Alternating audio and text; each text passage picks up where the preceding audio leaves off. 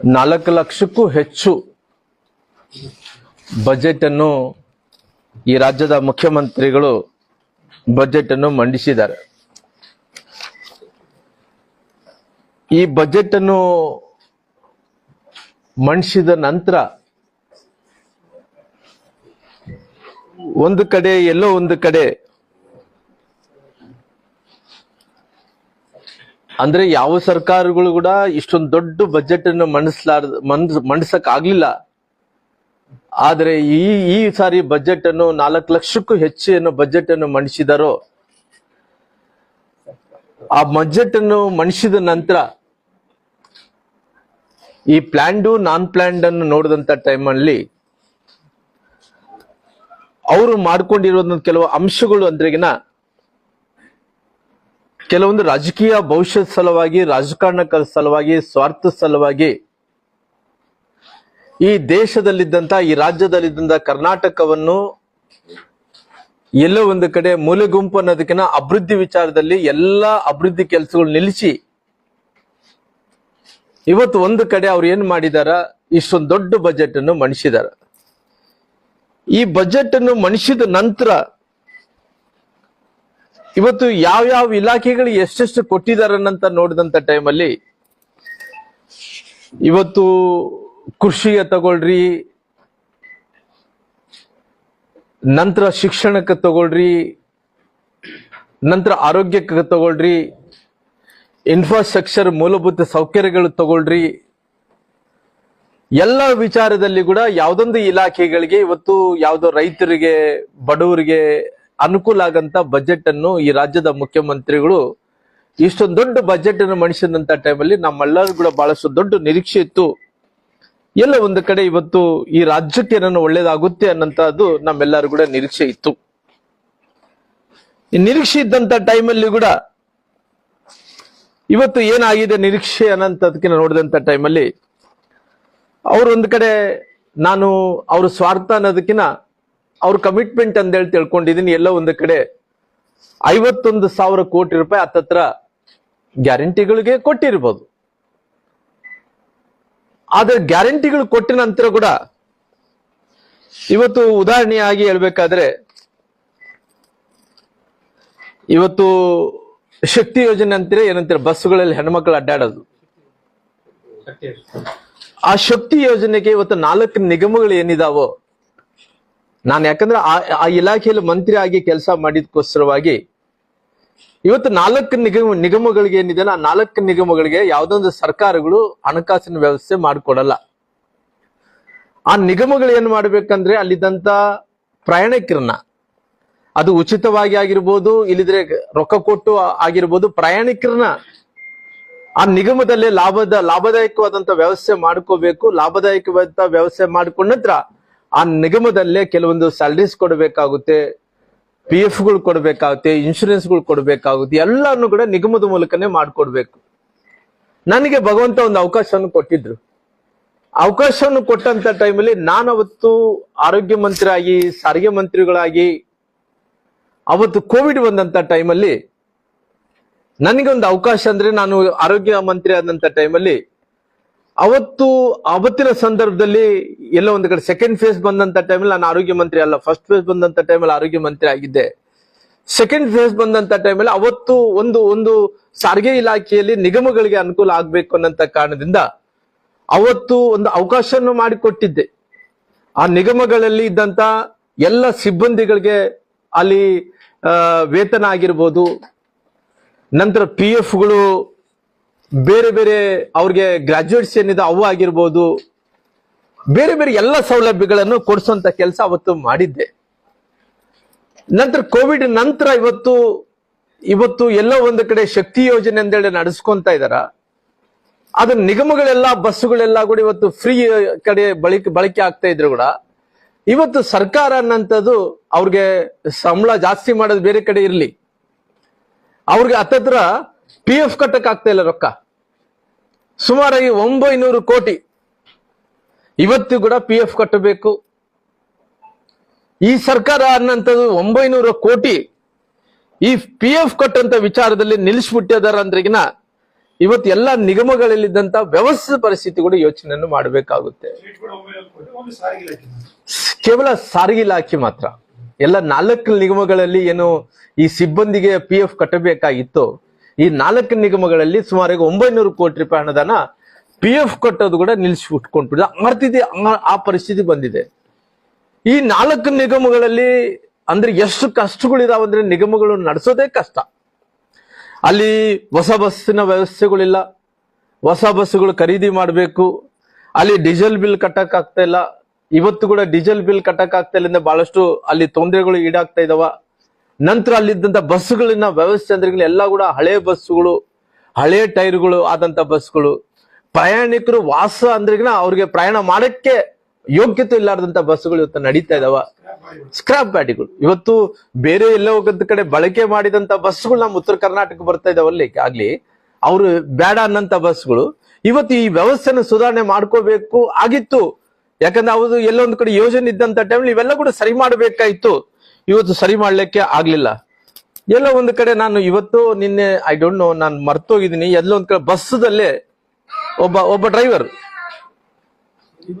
ಇವತ್ತೆಲ್ಲ ನೇಣು ಹಾಕೊಂಡಿದಾರ ಅನ್ನಂತ ಸುದ್ದಿ, ಬೆಳಗಾವಿದಲ್ಲಿ ನೇಣು ಹಾಕೊಂಡಿದ್ದಂತ ಸುದ್ದಿ ನಾನು ಕೇಳ್ತಾ ಇದ್ದೆ. ಅಂದ್ರೆ ಮಾಧ್ಯಮಗಳಲ್ಲಿ ಎಲ್ಲ ನೋಡ್ತಾ ಇದ್ದೆ. ನಾನು ರಾತ್ರಿ 3 ಗಂಟೆ ಬಂದಿರೋ ಕಾರಣ ಸ್ವಲ್ಪ ಟಿವಿ ಹಚ್ಕೊಂಡಿದ್ರೆ ಅದು ಬರ್ತಾ ಇತ್ತು, ಯಾರೊಬ್ಬ ಡ್ರೈವರು ಬಸ್ ಅಲ್ಲಿ ನೇಣು ಹಾಕೊಂಡು ಸತ್ತು ಹೋಗಿದಾರ ಅಂದ್ರಿಗಿನ ಎಷ್ಟು ಕಷ್ಟದಲ್ಲಿದ್ದಾರೆ ಅಂದ್ರಿಗಿನ. ಇವತ್ತು ಒಂದ್ ಕಡೆ ಒತ್ತಡ, ಎಲ್ಲಾರು ಕೂಡ ಅವ್ರಿಗೆ ಏನ್ ಯೋಜನೆಗಳು ಕೊಡ್ಬೇಕು ಯೋಜನೆಗಳು. ನಾನೇನ್ ಹೇಳ್ತೀನಿ, ಈ ಯೋಜನೆಗಳಿಗೆ ಇವತ್ತು 54,000 ಕೋಟಿನ 51,000 ಕೋಟಿ ಅದ್ರ ವಿರುದ್ಧ ಅಲ್ಲ, ಆದ್ರೆ ಅವ್ರಿಗೆ ಫೆಸಿಲಿಟೇಟ್ ಏನ್ ಮಾಡ್ಬೇಕಾಯ್ತು ಆ ಫೆಸಿಲಿಟೇಟ್ ಮಾಡಿದ್ರೆ ಎಲ್ಲೋ ಒಂದ್ ಕಡೆ ಸಾರಿಗೆ ಇಲಾಖೆ ಬಹಳ ಸುಗಮವಾಗಿ ಅಂದ್ರಿಗಿನ ಎಲ್ಲರೂ ಕೂಡ ಸಂತೋಷ ಪಡಿಸುವಂತ ಕೆಲಸ ಮಾಡ್ತಾ ಇದ್ರು. ಆದ್ರೆ ಇವತ್ತು PF ಕಟ್ಟಕ್ ಆಗ್ತಾ ಇಲ್ಲ, ಅವ್ರಿಗೆ ಸಂಬಳ ಕೊಡಕ್ ಆಗ್ತಾ ಇಲ್ಲ, ಅವ್ರಿಗೆ ಡೀಸೆಲ್ಗೆ ರೊಕ್ಕ ಕೊಡಕ್ ಆಗ್ತಾ ಇಲ್ಲ, ಹೊಸ ಬಸ್ಸುಗಳು ಖರೀದಿ ಮಾಡ್ತಾ ಇಲ್ಲ, ಇದ್ದಂತ ಬಸ್ಗಳು ಟೈರ್ಗಳು ಹಾಕೊಳಕ್ ಆಗ್ತಾ ಇಲ್ಲ. ಇಂಥ ವ್ಯವಸ್ಥೆ ಸಾರಿಗೆ ಇಲಾಖೆ ಒಂದೇ ನಡೀತಾ ಇದೆ ಅಂದ್ರಿಗಿನ ಇವತ್ತು ಕೃಷಿ ಇಲಾಖೆ ಪರಿಸ್ಥಿತಿಯನ್ನು, ಆರೋಗ್ಯ ಇಲಾಖೆಯ ಪರಿಸ್ಥಿತಿಯನ್ನು, ಇವತ್ತು ಆರೋಗ್ಯ ಇಲಾಖೆಯಲ್ಲಿ ದಿನನಿತ್ಯ ಒಂದೊಂದು ಕಾಯಿಲೆಗಳು ಬರ್ತಾ ಇದ್ದಾನೆ ಇದಾವ. ದಿನನಿತ್ಯ ಒಂದು ಕಾಯಿಲೆ ಅಂದ್ರಿಗಿನ ಅಲ್ಲಿ ಏನೋ ನಿನ್ನೆ ಮೊನ್ನೆ ನೋಡ್ತಾ ಇದ್ವಿ, ಅದು ಯಾವ ತರಕಾರಿ ತಿನ್ಬೇಕಂತ ಹೇಳಿದ್ರೆ ಭಯ, ಹಣ್ಣು ತಿನ್ಬೇಕಂದ್ರೆ ಭಯ, ಅದೇನೋ ಕೋಳಿ ಜ್ವರ ಬಂದಿದೆ ಅಂದ್ರೆ ಆ ಚಿಕನ್ದು ಅಂತ ಅದ ಇರ್ಲಿ ಒಂದ್ ಕಡೆ ಇದ್ರೆ ಕೂಡ ಇಷ್ಟೊಂದು ಭಯದಲ್ಲಿ ಅಂದ್ರಿಗಿನ ಜನರೆಲ್ಲಾರು ಕೂಡ ಒಂದು ಹಣ್ಣು ತಿನ್ಬೇಕಂದ್ರೆ ಹಿಂದೆ ಮುಂದೆ ನೋಡ್ಬೇಕು, ಒಂದು ತರಕಾರಿ ತಿನ್ಬೇಕಂದ್ರೆ ಹಿಂದೆ ಮುಂದೆ ನೋಡ್ಬೇಕು. ದಿನನಿತ್ಯ ಗೈಡ್ಲೈನ್ಸ್ ಸಿಕ್ಕಾಪಟ್ಟಿ ಅಂದ್ರಿಗಿನ ಜನರ ಮೇಲೆ ಇಷ್ಟು ಒತ್ತಡ ಇದೆ. ಆದ್ರೆ ಇವತ್ತು ಪರಿಸ್ಥಿತಿ ಏನಾಗ್ತಾ ಇದೆ ಅಂದ್ರೆ ಈ ಆರೋಗ್ಯ ಇಲಾಖೆಗೆ ಆದ್ಯತೆ ಕೊಟ್ಟಿಲ್ಲ, ಕೃಷಿ ಇಲಾಖೆ ಆದ್ಯತೆ ಕೊಟ್ಟಿಲ್ಲ, ಇವತ್ತು ಮೂಲಭೂತ ಸೌಕರ್ಯಗಳಿಗೆ ಆದ್ಯತೆ ಕೊಟ್ಟಿಲ್ಲ, ಶಿಕ್ಷಣಕ್ಕೆ ಆದ್ಯತೆ ಕೊಟ್ಟಿಲ್ಲ. ಹಂಗಾಗಿ ಇವತ್ತು ಎಲ್ಲವನ್ನು ಕೂಡ ಇವತ್ತು ಏನ್ ಮಾಡ್ತಾ ಇದ್ದಾರೆ ಅಂದ್ರೆ ಇವತ್ತು ಎಲ್ಲೋ ಒಂದ್ ಕಡೆ ಅವ್ರ ಸ್ವಾರ್ಥ ಸಲುವಾಗಿ ಇವತ್ತು 16ನೇ ಏನು ಬಜೆಟ್ ನಾವು ಹತ್ತತ್ರ 4 ಲಕ್ಷಕ್ಕೂ ಕೋಟಿಯನ್ನು ಬಜೆಟ್ ಅನ್ನು ನಾವು ದೊಡ್ಡ ಮಟ್ಟದಲ್ಲಿ ನಿರೀಕ್ಷೆ ಇಟ್ಕೊಂಡಿದ್ವು, ಆ ನಿರೀಕ್ಷೆ ಹುಸಿ ಆಗುವಂತ ಕೆಲಸ ಈ ಸರ್ಕಾರ ಮಾಡಿದೆ. ಹಂಗಾಗಿ ಇವತ್ತು ಒಂದು ಕಡೆ ಈ ಬಜೆಟ್ ನಲ್ಲಿ ನಾನು ನೋಡ್ತಾ ಇದ್ದೀನಿ, ಬಜೆಟ್ ನಲ್ಲಿ ತುಂಬಾ ಅಂದ್ರೆ ಹತ್ತತ್ರ ಇವತ್ತಿನ ಲೋನ್, ಇವತ್ತಿನ ನಮಗೆ ಸಾಲ ಅಂದ್ರೆ 7 ಲಕ್ಷ ಕೋಟಿ ಇದೆ. ಕೇವಲ 7 ಲಕ್ಷ ಕೋಟಿಯನ್ನ ಈ ಸರ್ಕಾರ ಮಾಡಿದೆ ಅಂದ್ರೆ ಈ ಸರ್ಕಾರ 7 ಲಕ್ಷ ಕೋಟಿ ಮಾಡಿಲ್ಲ. ಈ ಸರ್ಕಾರ ಮಾಡಿರೋದು 1 ಲಕ್ಷದ ಕೋಟಿ 16,000 ಏನೋ ಎಷ್ಟೋ ಮಾಡಿದಾರೆ. ಕರೆಕ್ಟ್ ಆಗಿ right, I am wrong also, ನಾನು ಅದ್ರ ಬಗ್ಗೆ ಡಿಬೇಟ್ ಮಾಡಕ್ ಹೋಗಲ್ಲ. 1 ಲಕ್ಷಕ್ಕೂ ಹೆಚ್ಚು ಸಾಲ ಈ ಸರ್ಕಾರ ಮಾಡಿದೆ. ಒಟ್ಟಾರೆಯಾಗಿ ಎಲ್ಲ ಸರ್ಕಾರಗಳು ಸೇರಿಕೊಂಡು ಇವತ್ತಿನ ಸಾಲ ನೋಡಿದ್ರೆ ಹತ್ತತ್ರ 7 ಲಕ್ಷ ಕೋಟಿ ಸಾಲ, 7 ಲಕ್ಷ ಕೋಟಿ ಸಾಲ ಪ್ರಮಾಣ ಜಾಸ್ತಿ ಆದಂತ ಟೈಮಲ್ಲಿ ನಮ್ಮ ಜನಸಂಖ್ಯೆ ಎಷ್ಟು 7 ಕೋಟಿ ಹತ್ತತ್ರ ಇರ್ಬೋದು. ಬಹುಶಃ ಈ ಸರ್ಕಾರ ಯೋಚನೆ ಏನಿತ್ತಂದ್ರಿಗ್ನ ಈ ಬಜೆಟ್ ಅನ್ನು ಮಂಡಿಸುವಂತ ಟೈಮಲ್ಲಿ ಪ್ರತಿಯೊಬ್ಬರಿಗೂ 7 ಕೋಟಿ ಜನರು ಇದಾರೆ ಅಂದ್ರೆ 7 ಕೋಟಿ ಜನರು ಕೂಡ ಅನುಕೂಲ ಆಗ್ಬೇಕು ಅನ್ನಂತ ಬಜೆಟ್ ಅನ್ನು ಮಂಡಿಸಿದಂತ ಜನರು ಏನು ಅನುಕೂಲ ಆಗಿದೆ ಅಂದ್ರಿಗ್ನ ನಮ್ಗೆಲ್ಲ ಕೂಡ ಸಿಕ್ಕಿರಂತದ್ದು. ಅವ್ರು 7 ಲಕ್ಷ ಕೋಟಿ ಬಜೆಟ್ ಮಂಡಿ 7 ಲಕ್ಷ ಕೋಟಿ ಸಾಲ ಮಾಡಿರೋ ಕಾರಣ 4 ಲಕ್ಷಕ್ಕೂ ಹೆಚ್ಚು ಇವತ್ತು ಬಜೆಟ್ ಅನ್ನು ಮಂಡಿಸಿರೋ ಕಾರಣ ಎಲ್ಲರೂ ತಲೆ ಮೇಲೆ 1.5 ಲಕ್ಷ, 1 ಲಕ್ಷನೋ 1.5 ಲಕ್ಷನೋ ತಲೆ ಮೇಲೆ ಹೊರೆ. ನಾವೆಲ್ಲರೂ ಕೂಡ ಸಾಲಗಾರರಾಗಿ ಮಾಡಂತ ಬಜೆಟ್ ಇದಾಗಿದೆ. ಹಂಗಾಗಿ ನಾನು ಇದನ್ನ ಬಹಳಷ್ಟು ಇವತ್ತು ನೋಡಿದಂತ ಟೈಮಲ್ಲಿ ಅನೇಕ ಇಲಾಖೆಗಳು ಕೂಡ ಇದಾವ.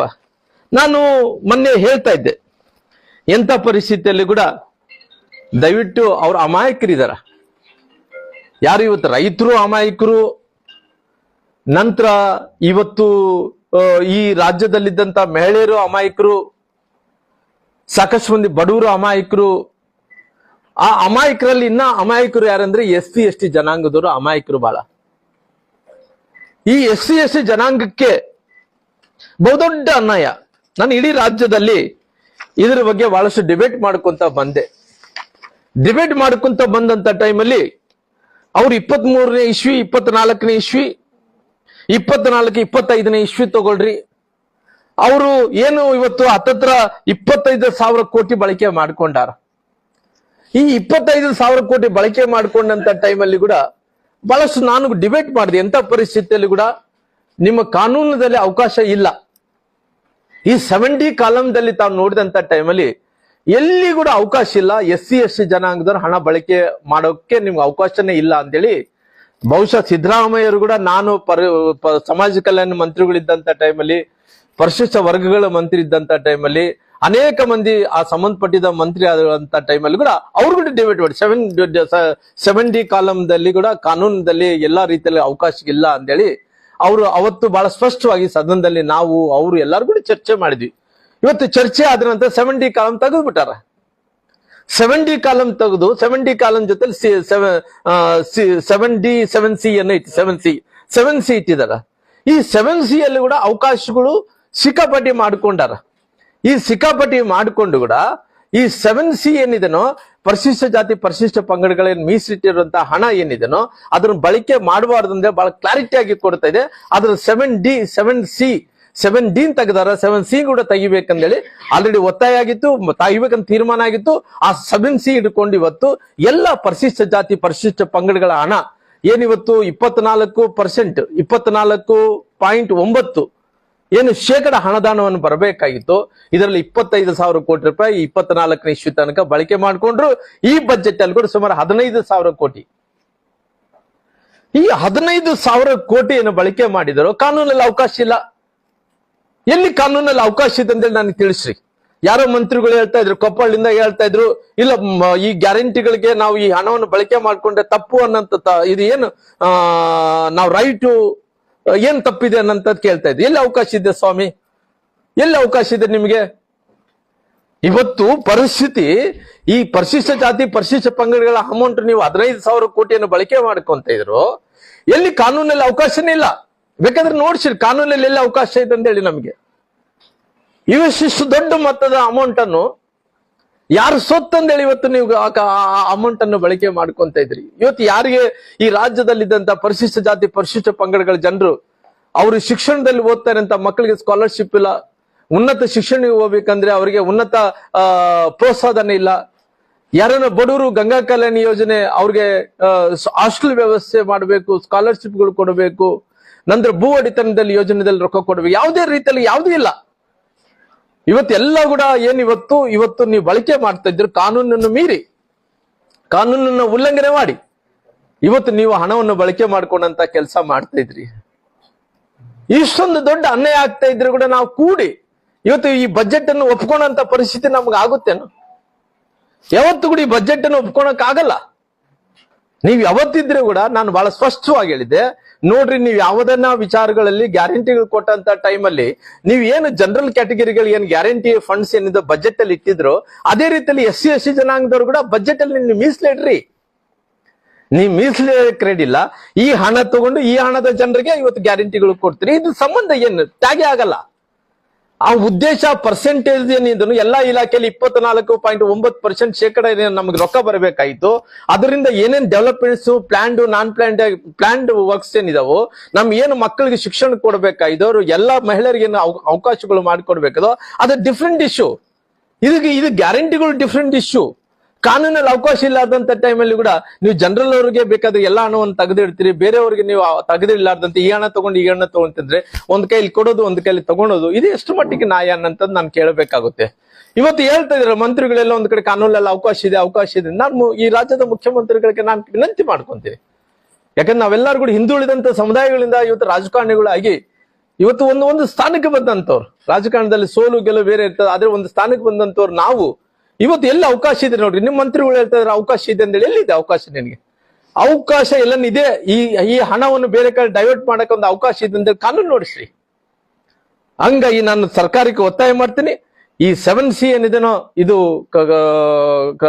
ಕಾನೂನು ಏನಿದೆನೋ ಅದರ ರದ್ದು ಮಾಡಬೇಕು. ರದ್ದು ಮಾಡಿ ಈ ಜನಾಂಗದ ಏನು ಹಣವನ್ನು ನೀವು ಬೇರೆ ಕಡೆ ಡೈವರ್ಟ್ ಮಾಡ್ತಾ ಇದ್ರೋ ಆ ಡೈವರ್ಟ್ ಮಾಡಂತ ಹಣವನ್ನು ಕೂಡ ನಮಗೆ ಕೊಡಬೇಕು ಅನ್ನೋಂತ ಒತ್ತಾಯವನ್ನು ಕೂಡ ಮಾಡೋದ್ರ ಜೊತೆಲಿ ಹಿಂಗಾಗಿ ಇವತ್ತು ನಾವು ನೋಡ್ತಾ ಇದ್ವಿ. ಯಾಕಂದ್ರೆ ನಾನು ಬಹಳ ನಿರೀಕ್ಷೆ ಇಟ್ಕೊಂಡು ನಾನು ಈ ಭಾಗದಿಂದ ರಾಜಕಾರಣಿ ಆಗಿರೋಕೋಣ, ಕಲ್ಯಾಣ ಕರ್ನಾಟಕ ಭಾಗದಿಂದ, ಈ ಕಲ್ಯಾಣ ಕರ್ನಾಟಕ ಭಾಗದಲ್ಲಿ ಆಗ್ಲಿ ಎಲ್ಲ ಒಂದು ಕಡೆ ನಮಗೆ ಬಹಳಷ್ಟು ನಿರೀಕ್ಷೆ ಇದ್ದು. ಏನ್ ನಿರೀಕ್ಷೆ ಅಂದ್ರಿಗಿನ ನಮ್ಮ ಭಾಗದ ಜನರಿಗೆ ಅನುಕೂಲ ಆಗ್ಬೋದೇನೋ ಅನ್ನಂತ ನಿರೀಕ್ಷತೆ. ಯಾಕಂದ್ರೆ ದೊಡ್ಡ ಸಂಖ್ಯೆಯಲ್ಲಿ ಗೆಲ್ಲಿಸಿದಂತವ್ರನ್ನ ಶಾಸಕರು, ಕಾಂಗ್ರೆಸ್ಸಿನ ಶಾಸಕರನ್ನ ಗೆಲ್ಲಿಸಿದಂತ ಈ ಭಾಗಕ್ಕೆ ಒಂದು ಅನುಕೂಲ ಆಗ್ಬೋದು ಅಂತೇಳಿ ನಾವೆಲ್ಲರಿಗೂ ತಿಳ್ಕೊಂಡಿದ್ವಿ. 7C ಕೂಡ ತೆಗಿಲೇಬೇಕು, ಅದು ಒತ್ತಾಯ. 7C ತೆಗಿಲೇಬೇಕು. 7C ಅಲ್ಲಿ ಇವರು ಅವಕಾಶ ಮಾಡ್ಕೊಳಕ ಪ್ರಯತ್ನ ಮಾಡಿದ್ರೆ ಅಲ್ಲಿ ಕೂಡ ಅವಕಾಶ ಇಲ್ಲ. 7C ಕೂಡ ತೆಗಿಬೇಕು. 7D ತೆಗೆದು ಹೆಂಗ್ ತೆಗೆದಾರೋ 7C ಕೂಡ ತೆಗಿಬೇಕು. ಅಲ್ಲ, ಅನ್ಯಾಯ ಆಗಲ್ಲ, ಅದರಿಂದನೇ ಅನುಕೂಲ ಆಗುತ್ತೆ. ಇವತ್ತು ಇವ್ರು ಏನ್ ಡೈವರ್ಫಿಕೇಶನ್ ಏನ್ ನೋಡ್ಸ, ಒಂದು ಉದಾಹರಣೆಯಾಗಿ ಬೇರೆ ಕಡೆ ಇವತ್ತು ಬೇರೆ ಕಡೆ ಹಣ ಏನ್ ಬಳಕೆ ಮಾಡ್ಕೊಂತ ಇದ್ರು. ಇವತ್ತು ಯಾರೋ ಮಂತ್ರಿಗಳು ಹೇಳ್ತಾ ಇದ್ರು ಕಾನೂನಲ್ಲಿ ನಮ್ಗೆ ಅವಕಾಶ ಇದೆ, ನಮ್ಮ ಕಾನೂನಲ್ಲಿ ಅವಕಾಶ ಇರೋ ಕಾರಣ ಮಾಡಿಕೊಂಡ್ರೆ ಏನ್ ತಪ್ಪು ಅಂತ. ಅದು ನಿಮ್ಮ ಪೊಲಿಟಿಕಲ್ ಏನು ಪ್ರಾಮಿಸ್ ಇದೆ, ಅದು ಪೊಲಿಟಿಕಲ್ ಪ್ರಾಮಿಸ್. ಆ ಪೊಲಿಟಿಕಲ್ ಪ್ರಾಮಿಸ್ ಏನಿದೆ ಇದು ಸಂವಿಧಾನದಲ್ಲಿ ಬಾಬಾ ಸಾಹೇಬ್ ಅಂಬೇಡ್ಕರ್ ಬರೆದಂತ ಸಂವಿಧಾನದ ಹಕ್ಕು. ನಮಗೆ ಆ ಹಕ್ಕನ್ನು ಬೇಕಂದೇಳಿ ನಾವು ಕೇಳ್ತಾ ಇದೀವಾಗ್ಲಿ. ಇವತ್ತು ಬೇರೆ ಏನು ಉದ್ದೇಶ ಇಲ್ಲ. ಹಂಗಾಗಿ ಇವತ್ತು ಎಲ್ಲಾ ಜನರು ಇವತ್ತು ಎಲ್ಲಾ ವಿಚಾರಗಳಲ್ಲಿ ಬಹಳಷ್ಟು ನೋವನ್ನು ಪಡಿತಾ ಇದಾರ. ಹಂಗಾಗಿ ಇವತ್ತು ನಮಗೇನು ಈ ಭಾಗದಲ್ಲಿ ಇದ್ದಂತ ಜನರಿಗೆ ನಾವು ಏನು ಬಹಳಷ್ಟು ನಿರೀಕ್ಷೆ ಇಟ್ಕೊಂಡಿದ್ದು ಅಂದ್ರಿಗಿನ ಬಹುಶಃ ಅವರು ಯುವನಾಯಕರಾದಂತ ಸನ್ಮಾನ್ಯ ರಾಹುಲ್ ಗಾಂಧಿ ಅವರು ಕೂಡ ಪಾದಯಾತ್ರೆ ಬಂದಂತ ಟೈಮಲ್ಲಿ ಅವ್ರು ಹೇಳಿಕೆಯನ್ನು ಕೊಟ್ಟಿದ್ರು. ಏನು ಹೇಳಿಕೆ ಅಂದ್ರಿಗಿನ, ಈ ರಾಜ್ಯದಲ್ಲಿ ಪುನಃ ನಮ್ಮ ಕಾಂಗ್ರೆಸ್ ಸರ್ಕಾರ ಅಧಿಕಾರಕ್ಕೆ ಬರ್ಲಿ, ಅಧಿಕಾರಕ್ಕೆ ಬಂದಂತ ಟೈಮಲ್ಲಿ ಅವ್ರು ಹೇಳಿದಂತ ಘೋಷಣೆಗಳು ಏನಂದ್ರಿಗಿನ, ಇವತ್ತು ವಿಜಯನಗರ ಜಿಲ್ಲೆಗೆ ಮತ್ತು ನಂತರ ಬಳ್ಳಾರಿ ಜಿಲ್ಲೆಗೆ ಒಂದು ಜೀನ್ಸ್ ಅಪ್ರೇಲ್ ಪಾರ್ಕ್ ಮಾಡ್ತೀವಿ ಅನ್ನಂತ ಘೋಷಣೆಯನ್ನು ಮಾಡಿದ್ರು.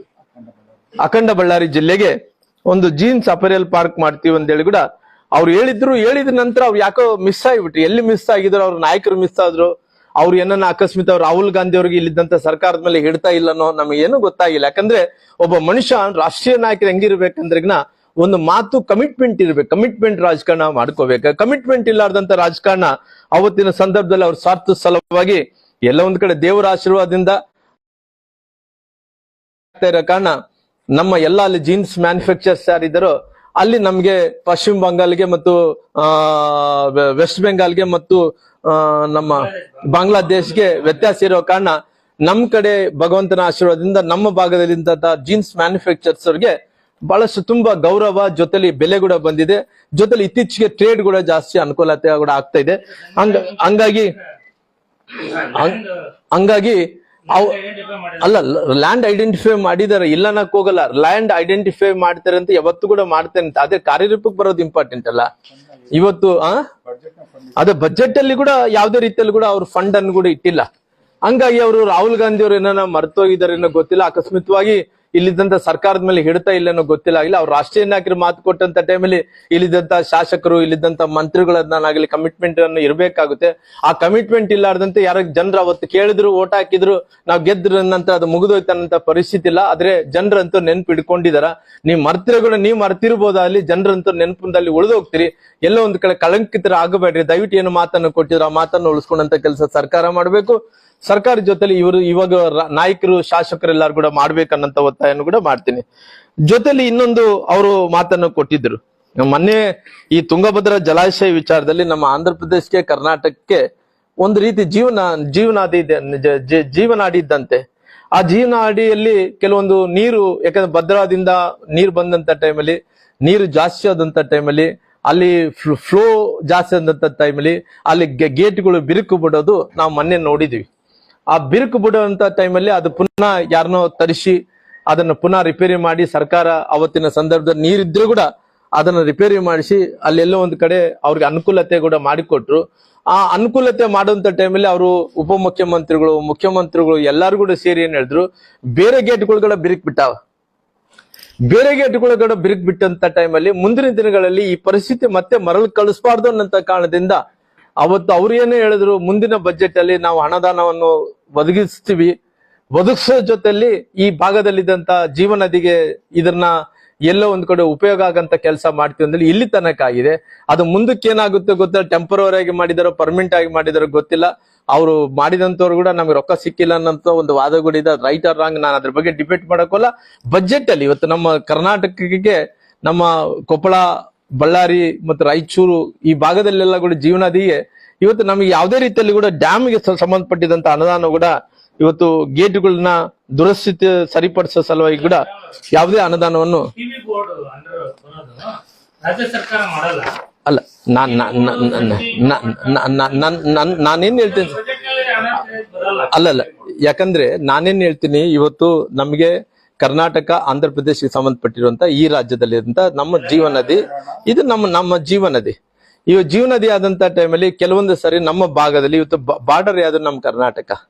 ಈ ಕರ್ನಾಟಕದಿಂದ ಹರಿದು ತೆಲಂಗಾಣಕ್ಕೆ ಹೋಗ್ಬೇಕು, ಆಂಧ್ರ ಪ್ರದೇಶಕ್ಕೆ ಹೋಗ್ಬೇಕಂದ್ರೆ ನಮಗೇನು ಫಸ್ಟ್ ಲುಕ್ಸಾನ್ ಆಗುವಂತವ್ರು ನಾವೇ. ಏನನ್ನ ತೊಂದ್ರೆ ಅಲ್ಲಿ ಫಸ್ಟ್ ಲುಕ್ಸಾನ್ ಆದಂತ ನಾವೇ ಆಗಿರೋ ಕಾರಣ ಸರ್ಕಾರ ಇವತ್ತು ಅವರು ಅಲ್ಲ ಅಲ್ಲ ಅಲ್ಲ ಇಲ್ಲ ಇಲ್ಲ ಇಲ್ಲ ಇಲ್ಲ ಇಲ್ಲ ಅದು ರಿಪೇರಿ ಅದನ್ನ ಪುನಃ ಬೇರೆ ಬೇರೆ ನಿರ್ಧಾರಗಳು ಬರುವಂತ ಟೈಮಲ್ಲಿ ಸರ್ಕಾರಗಳು ಅಕಸ್ಮಿತವಾಗಿ ಏನನ್ನ ಆದ್ರೆ ಏನ್ ಮಾಡ್ತೀರಿ? ಅವತ್ತು ಏನನ್ನ ಯಾಕಂದ್ರೆ ಅವತ್ತು ಹೇಳಿದಂತ ಮಾತು ಅವ್ರು ಹೇಳಿರೋ ಕಾರಣ, ಅವ್ರು ಹೇಳಿದಂತ ಮಾತು ಎಲ್ಲ ಒಂದ್ ಕಡೆ ಅನುದಾನ ತೆಗೆದಿಡ್ಬೇಕಾಯ್ತು, ತೆಗೆದಿಡಂತ ಕೆಲಸ ಆಗ್ಲಿಲ್ಲ. ಅದೇ ರೀತಿಯಲ್ಲಿ ಕೂಡ ನಮ್ಮ ಸರ್ಕಾರ ಏನಂತ ಟೈಮಲ್ಲಿ ನವಳಿ ಹತ್ರ ಸಮಾನಾಂತರ ಜಲಾಶಯ ಆಗ್ಬೇಕು ಅಂತೇಳಿ ಬಹಳಷ್ಟು ಅವತ್ತಿನ ದಿನಗಳಲ್ಲಿ ಅಲ್ಲಿ ಸರ್ವೆ ಆಗ್ಬೇಕು ಅಂತೇಳಿ ಅನುದಾನ ಕೂಡ ಒದಗಿಸಿದ್ವಿ. ನಂತರ ಸಮಾನಾಂತರ ಜಲಾಶಯ ಆಗ್ಬೇಕು ಅನ್ನಂತ ಕಾರಣದಿಂದ ಅವತ್ತು ಸುಮಾರಿಗೆ 1,000 ಕೋಟಿ ರೂಪಾಯಿ ತೆಗೆದಿಟ್ವಿ. ಎಲ್ಲ ಹೋಗ್ಲಿ, ಎಲ್ಲ ಕೂಡ ಇವತ್ತು ಏನಾಗ್ಬಿಟ್ಟಿದೆ ಅಂದ್ರೆ ಏನೋ ಬಿಡಪ್ಪ ಗೆಲ್ಲಿಸ್ಬಿಟ್ಟಿದಾರೆ. ನಾವು ಯಾವ್ದು ನೀರಾವರಿ ಯೋಜನೆಗಳು ಬೇಕಿಲ್ಲ, ಆರೋಗ್ಯ ವಿಚಾರ ಬೇಕಿಲ್ಲ, ನಂತರ ಶಿಕ್ಷಣ ವಿಚಾರ ಬೇಕಿಲ್ಲ. ನಮಗೇನು ಬೇಕಪ್ಪ ಅಂದ್ರೆ ವೈಟ್ ಏನಪ್ಪಾ ಅಂದ್ರೆ ಬೆವರು ಸುರಿಸ್ಲಾರ್ದಂತ ರಾಜಕಾರಣಿಗಳು ಯಾರನ್ನ ಇದಾರೆ ಅಂದ್ರೆ ಅದು ಕಾಂಗ್ರೆಸ್ ನಾಯಕರು ಮಾತ್ರ. ಏನಂದ್ರೆ ಜನರಿಗೆ ಕೊಟ್ಟು ಬಿಟ್ಟಿವಿ ಅಂದ್ರೆ ಬೇರೆ ರಾಜ್ಯಗಳಲ್ಲಿ ಕೂಡ ಗ್ಯಾರಂಟಿ ಕೊಟ್ಟು ಫೇಲ್ ಆದಂತ ರಾಜ್ಯಗಳು ಕೂಡ ಇದಾವೆ. ಈ ಪರಿಸ್ಥಿತಿ ಮುಂದೆ ಕರ್ನಾಟಕದಲ್ಲಿ ಬಂದ್ರೆ ಬರ್ಬೋದು. ಹಂಗಾಗಿ ಇವತ್ತು ಅವ್ರಿಗೆ ವೈಟ್ ಕಲರ್ ಪಾಲಿಟಿಕ್ಸ್ ಆಗಿ ಮಾಡ್ಕೊಂತ ಬರ್ತಾ ಇದಾರ. ನಾನು ಈ ಭಾಗದಲ್ಲಿದ್ದಂತ ಒಬ್ಬ ಜನಪ್ರತಿನಿಧಿಯಾಗಿ ಇವತ್ತು ನೋಡ್ರಿ, ಭತ್ತ ಆಗಿರ್ಬೋದು, ರಾಗಿ ಆಗಿರ್ಬೋದು, ಮೆಕ್ಕೆಜೋಳ ಆಗಿರ್ಬೋದು, ನಂತರ ಮೆಣಸಿನ್ಕಾಯಿ ಆಗಿರ್ಬೋದು, ಇವೆಲ್ಲದಕ್ಕೂ ಕೂಡ ಯಾವುದೇ ರೀತಿಯಲ್ಲಿ ಕೂಡ ಅದನ್ನ ನಾನು ಈ ಬಜೆಟ್ ಅಲ್ಲೆಲ್ಲ ಅದ್ರ ಬಜೆಟ್ ಅನ್ನು ಹೊರತುಪಡಿಸಿ ಕೂಡ ಇವತ್ತು ಯಾವ್ದು ಕೂಡ ಖರೀದಿ ಕೇಂದ್ರಗಳು ಪ್ರಾರಂಭ ಮಾಡಿಲ್ಲ. ಆದ್ರೆ ರೈತರು ಬಹಳಷ್ಟು ನೋವು ಇದ್ದಂತ ಟೈಮಲ್ಲಿ ಕೂಡ ಸರ್ಕಾರ ಮನಸ್ಸು ಮಾಡ್ಬೇಕಾಯ್ತು. ಯಾಕಂದ್ರೆ ನಾನು ಈ ಭಾಗದ ಒಬ್ಬ ಜನಪ್ರತಿನಿಧಿಯಾಗಿ ನಂದೇನು ಪ್ರಯಾರಿಟಿ, ಇವತ್ತು ಚಿಲ್ಲಿ ಎಲ್ಲಿ ಜಾಸ್ತಿ ಬೆಳೀತಾರ, ಚಿಲ್ಲಿ ಎಲ್ಲನ್ನ ಬೇರೆ ಕಡೆ ಬೆಳೀತಾರೆ, ನಮ್ಮ ಭಾಗದಲ್ಲಿ ಜಾಸ್ತಿ ಬಳ್ಳಾರಿಯಲ್ಲಿ ಬೆಳಿತೀವಿ. ಬಳ್ಳಾರಿ, ರಾಯಚೂರು, ಕೊಪ್ಪಳ ಈ ಭಾಗದಲ್ಲಿ ಜಾಸ್ತಿ ಬೆಳಿತೀವಿ. ನಮಗೇನು ಒಂದು ಚಿಲ್ಲಿ ಆಟ ಆಗ್ಬೇಕಂದೇಳಿ ಅವತ್ತಿನ ಸಂದರ್ಭದಲ್ಲಿ ಅದು ಎಲ್ಲ ಒಂದು ಕಡೆ ಜಮೀನನ್ನು ಗುರುತಿಸಿ ಚಿಲ್ಲಿ ಆಡಿಲ್ಲ ಆಗೋದ್ರಿಂದ ನಮ್ಮ ರೈತರಿಗೆ ಅನುಕೂಲ ಆಗ್ಬೋದು ಅನ್ನಂತ ಕಾರಣದಿಂದ ಒಂದು ಚಿಲ್ಲಿ ಆಡನ್ನು ಕೂಡ ತಗೊಂಡ್ಬಂದಿ. ಆ ಚಿಲ್ಲಿ ಆಡ್ ತಗೊಂಡ್ಬಂದ ನಂತರ ಇವತ್ತು ಸರ್ಕಾರ ಏನ ಯೋಚನೆ ಅಂತ ಮೊನ್ನೆ ಯಾರೋ ಮಂತ್ರಿಗಳು ಹೇಳಿಕೆ ಕೊಡ್ತದೆ, ಇದ್ರನ್ನೇನಂತೀರ ಸ್ಟೋರೇಜ್, ಕೋಲ್ಡ್ ಸ್ಟೋರೇಜ್. ಆ ಕೋಲ್ಡ್ ಸ್ಟೋರೇಜ್ಗಳು ನಮ್ಮ ಹತ್ರ ಬಹಳ ಇದಾವ. ಆ ಕೋಲ್ಡ್ ಸ್ಟೋರೇಜ್ಗಳು ಮಾಡೋದ್ರಿಂದ ನಮ್ಗೆ ಯಾವುದೇ ಉಪಯೋಗ ಆಗಲ್ಲ. ಅದನ್ನ ಬೇಕಾದ್ರೆ ಅವ್ರನ್ನ ಕೋಲ್ಡ್ ಸ್ಟೋರೇಜ್ಗಳು ಪ್ರೈವೇಟ್, ಗವರ್ಮೆಂಟ್ ಎಲ್ಲ ಕೂಡ ಇರೋ ಕಾರಣ ದಯವಿಟ್ಟು ನಮ್ಗೆ ಚಿಲ್ಲಿ ಆಡ್ ಮಾಡೋದ್ರಿಂದ ನಮ್ಮ ಭಾಗದ ರೈತರಿಗೆ ಅನುಕೂಲ ಆಗುತ್ತೆ ಅನ್ನಂತ ಒತ್ತಾಯವನ್ನು ಮಾಡೋದ್ರ ಜೊತೆಲಿ ಇನ್ನು ಸಾಕಷ್ಟು ವಿಚಾರಗಳು ಕೂಡ ಮಾತಾಡಬೇಕಾಗಿದೆ. ಹಂಗಾಗಿ ಅವರು ಪೊಲಿಟಿಕಲ್ ಆಗಿ ಅವರು ಎಲ್ಲೋ ಒಂದು ಕಡೆ ಇಷ್ಟೊಂದು ದೊಡ್ಡ ಬಜೆಟ್ ಅನ್ನು ಕೊಡಬೇಕು ಅನ್ನಂತ ಉದ್ದೇಶದಿಂದ ರಾಜಕೀಯವಾಗಿ ಅವ್ರಿಗೆ ಎಲ್ಲೋ ಒಂದು ಕಡೆ ಮೈಲೇಜ್ ಸಿಗಬೇಕು ಅಂತೇಳಿ ನಾನೊಬ್ಬ 16ನೇ ಬಜೆಟ್ ಅನ್ನು ಮಂಡಿಸುವಂತ ಟೈಮಲ್ಲಿ ಒಂದು ದೊಡ್ಡ ಬಜೆಟ್ ಅನ್ನು ಕೊಟ್ಟಿದ್ವಿ. ನಾವ್ ಎಲ್ಲೆಲ್ಲ ನೋಡ್ತೀವಿ, ಮಹಾರಾಷ್ಟ್ರ ಬೇರೆ ಬೇರೆ ಕಡೆ ಕೂಡ ಅಷ್ಟು ದೊಡ್ಡ ಬಜೆಟ್ಗಳಿದಾವ. ಅದ ನಂತರ ಇಲ್ಲಿ ಯಾವ್ದೋ ಒಂದು ಕೊಡ್ಬೇಕನ್ನಂತ ಕಾರಣದಿಂದ ಇದು ಬಹುಶಃ ಈ ದೇಶದಲ್ಲಿ 3ನೇ ದೊಡ್ಡ ಬಜೆಟ್ ಅಂತ ಹೇಳಿ ನಾನು ತಿಳ್ಕೊಂಡಿದ್ದೀನಿ. ದೊಡ್ಡ ಬಜೆಟ್ ಕೊಡಂತ ಟೈಮಲ್ಲಿ ದೊಡ್ಡವಾದಂತ ವಿಶಾಲವಾದಂತ ಕೂಡ ಹೃದಯ ಇರಬೇಕು. ಹೃದಯದ ಜೊತೆಲಿ ವಿಶಾಲವಾದಂತ ಕರ್ನಾಟಕ ಜನರನ್ನ ಅಪ್ಕೊಂಡಂತ ಕೆಲಸ ಕೂಡ ಮಾಡಬೇಕಾಗಿತ್ತು. ಹಂಗಾಗಿ ಶಿಕ್ಷಣಕ್ಕೆ, ನೀರಾವರಿಗೆ, ಆರೋಗ್ಯಕ್ಕೆ, ನಂತರ ಮೂಲಭೂತ ಸೌಕರ್ಯಗಳಿಗೆ, ನಂತರ ಸಾರಿಗೆ ಇಲಾಖೆಗಳಿಗೆ, ಇವತ್ತು ನಮ್ಮ ಪರಿಶಿಷ್ಟ ವರ್ಗ, ಪರಿಶಿಷ್ಟ ಜಾತಿಗಳಂದ್ರೆ ಅದು ಕೇಳಕ್ಕೆ ಆಗಲ್ಲ. ಇವತ್ತು 2 ವರ್ಷ ಆಯ್ತು, ಯಾರು ಮಂತ್ರಿಗಳು ಗೊತ್ತಿಲ್ಲ. ಅವ್ರು ಯಾರು ಮಂತ್ರಿಗಳಿದ್ರು, ಅವ್ರು ಪುನಃ ಅವ್ರಿಗೆ ಏನೋ ವ್ಯವಸ್ಥೆ ಆಗಿ ಅವ್ರನ್ನ ಆ ರಾಜೀನಾಮೆ ಕೊಟ್ಟೋದ್ರು. ಆ ರಾಜೀನಾಮೆ ಕೊಟ್ಟ ನಂತರ ಇವತ್ತು ನಮಗೆ ಮಂತ್ರಿಗಳಿಲ್ಲ. ಮಂತ್ರಿಗಳಿಲ್ಲಾರ್ದಂತ ಇಲಾಖೆಗಳು ಯಾವನ್ ಇದಾವಂದ್ರೆ ಇವತ್ತು ನಮ್ಮ ಪರಿಶಿಷ್ಟ ವರ್ಗಗಳ ಮಂತ್ರಿಗಳು ಇಲಾಖೆಯಲ್ಲಿ ಇವತ್ತು ನಮ್ಮ ಮಂತ್ರಿಗಳಿಲ್ಲಾರ್ದಂತ ಇವತ್ತು ಇಲಾಖೆಗಳು ನಡೀತಾ ಇದಾವ. ಹಂಗೆ ಇವೆಲ್ಲ ನೋಡಿದಂತ ಟೈಮಲ್ಲಿ ಕೂಡ ಬಹಳಷ್ಟು ನೊಂದಿದೆ. ಈ ಬಜೆಟ್ ಅನ್ನು ಒಪ್ಕೊಂಡಂತ ಪ್ರಶ್ನೆ ಇಲ್ಲ. ಈ ಬಜೆಟ್ ಯಾರಿಗೆ ಒಳ್ಳೇದಾಗುವಂತ ಬಜೆಟ್ ಅಲ್ಲ ಅನ್ನಂತ ಒತ್ತಾಯನ್ನು ಕೂಡ ಮಾಡ್ತೀನಿ.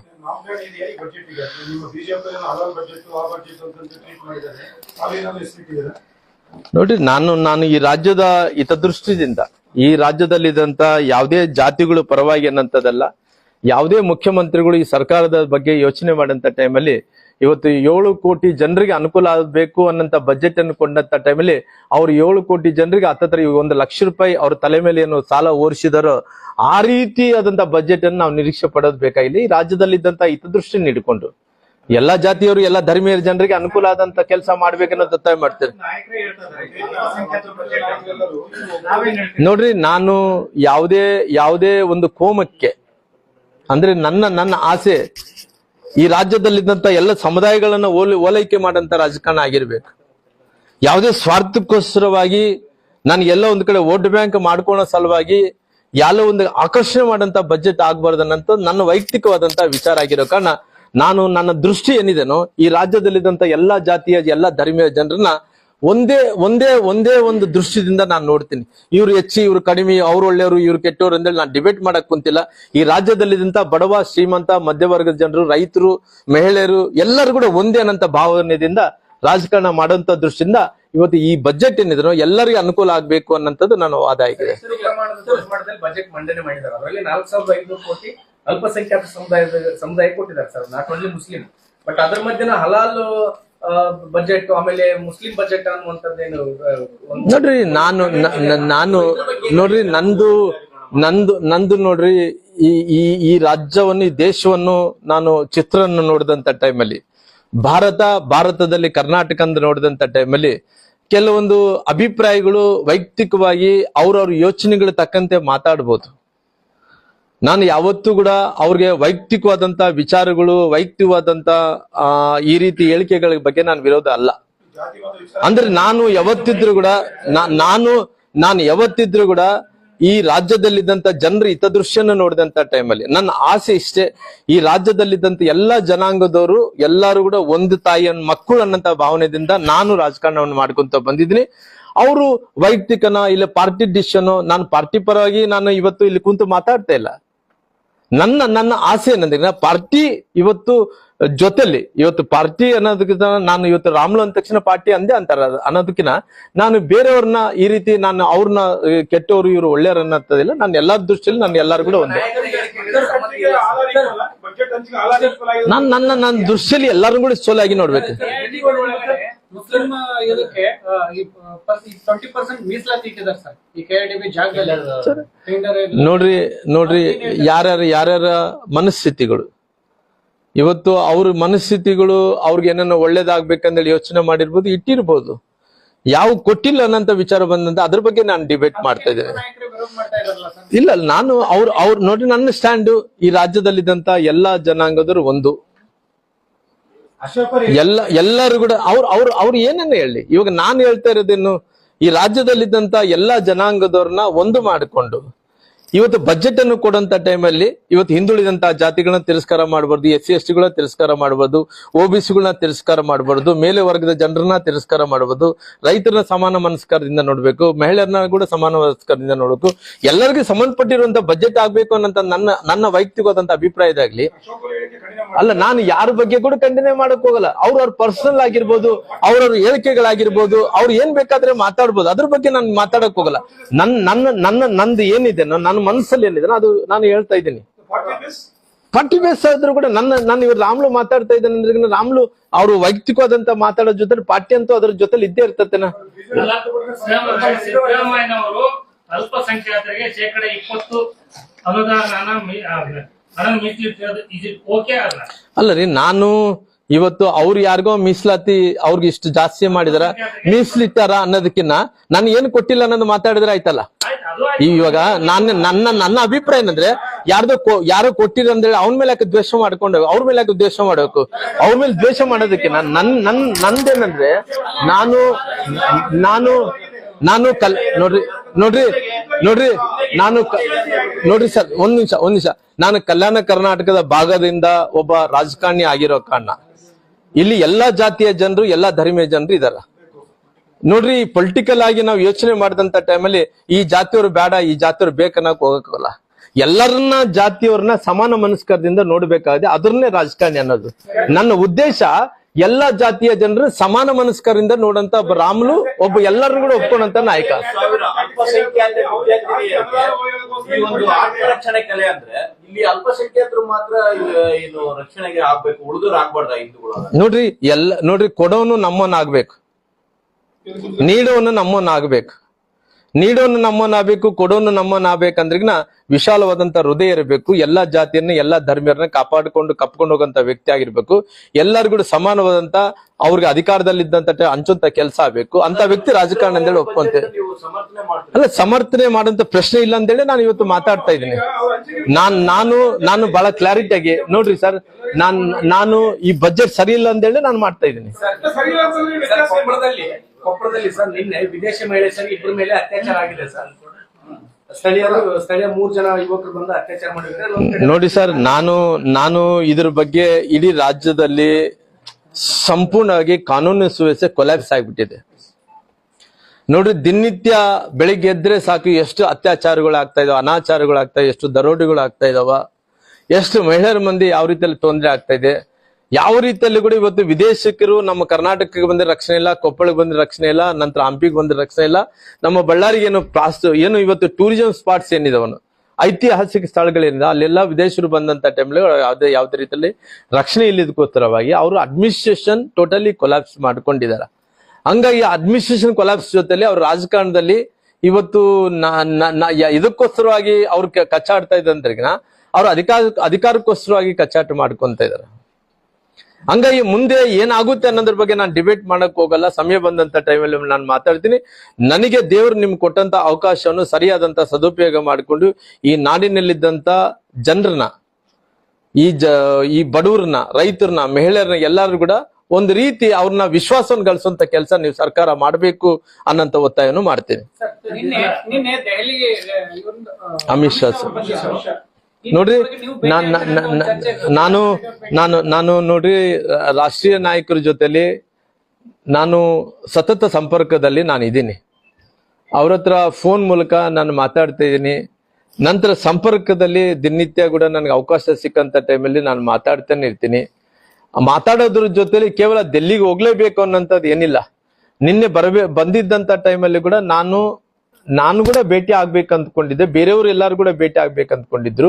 ಆದ್ರೆ ಎಲ್ಲಿ ಕೂಡ ಅಮಿತ್ ಶಾ ಅವರು ಯಾರಿಗೆ ಅವಕಾಶವನ್ನು ಮಾಡಿಕೊಟ್ಟಿಲ್ಲ.